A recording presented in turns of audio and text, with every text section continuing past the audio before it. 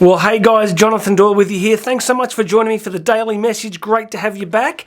Housekeeping, do me a favor. Please make sure you have subscribed to these daily messages. Hit that notification button, or if you're listening on the podcast, please make sure you're subscribed. Makes a huge difference. Really appreciate it. And of course, grab yourself free access to the online version of my book, Bridging the Gap. Completely free. Down here below, there'll be a link. I want you to go hit that link. Grab the free copy of the book. I'm going to send you a couple of chapters every couple of days, which is really going to help you think about the gap in your life between where you are and where you could be. So that's my gift to you. Please grab that today. We're going to jump straight in today. I'm going to share with you a really important insight from the great novelist, playwright, all-round interesting human being, H.G. Wells. You ready? Let's do it. What really matters is what you do with what you have. Okay, friends, regular viewers know that I think we live in a highly mimetic culture.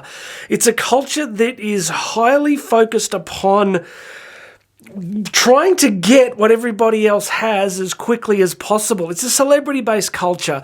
It's an affluence-based culture. It's a commodity, consumerist, atomized culture. So the sort of success of our post-capitalist world depends upon creating consumers.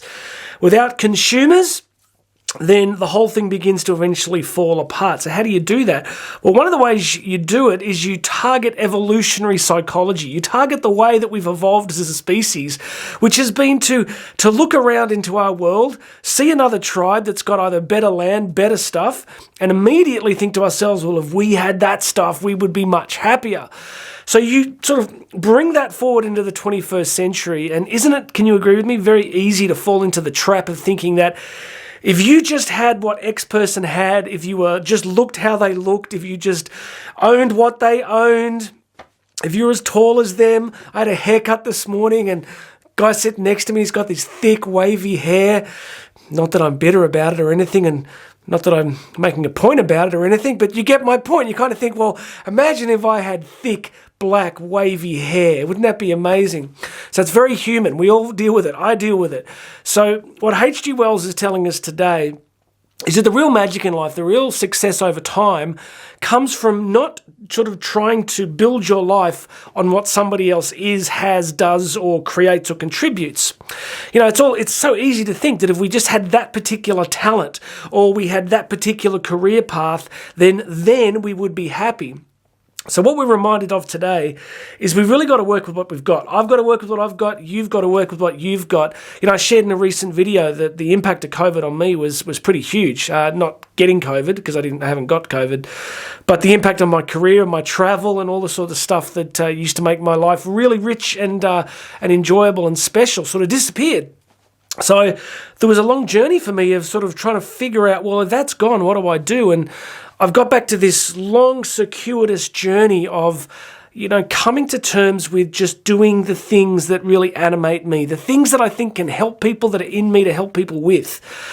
You know, I shared last week, I was on the motorbike when this really hit me, that my job is to teach, inspire, motivate, encourage people. That's what gets me jazzed. That's what I love to do. So what you need to do, my friend, is to begin to think really about what have you got. Are you funny? Are you academic? Are you athletic? Are you compassionate? Are you a great listener? Do you love to paint? Do you love to draw? Do you love to create companies? Do you love to be a parent? You got to do the best you can with what you have, because you're never going to have someone else's stuff. I mean, you can build a life and career and become successful, and you can buy other stuff, but you're never going to have in you the magic that's in someone else, because that's theirs. That's what they have to do. So like a lot of the things I say on this channel, this isn't incredibly new. It's not like I've uncovered some massive new personal development principle. What I think's happening is, because of the cultural influences that surround us, it's just so easy to fall into the trap of imitation. You know, Oscar Wilde famously said, you know, be yourself, because why? He said, be yourself because everybody else is taken.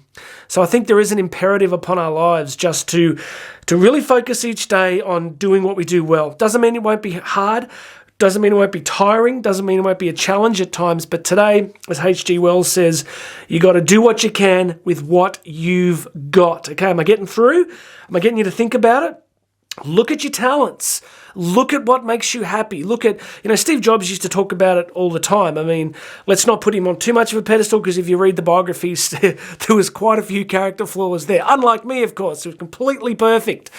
But, one of the things that Steve Jobs did really well was he did Steve Jobs, right? He looked at the things that interested him: design, calligraphy, beauty, simplicity, and he sort of fused that with a ruthless business mind and put something pretty remarkable together in the sort of scope of human history. So for us, we just got to do that. My job isn't to be Steve Jobs. I like calligraphy. If I see nice calligraphy, I think that's lovely.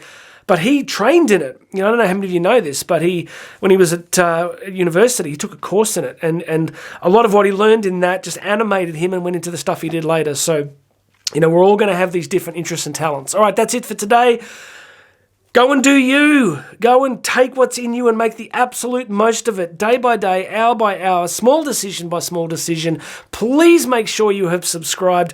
Grab the free copy of Bridging the Gap. It's in the links here wherever you're listening or watching. And there'll be some other links there too in terms of getting me to come and speak or working with me as a coach. It'll all be there. Okay, God bless you, everybody. My name's Jonathan Doyle. This has been The Daily Message, and I'll have another message for you tomorrow.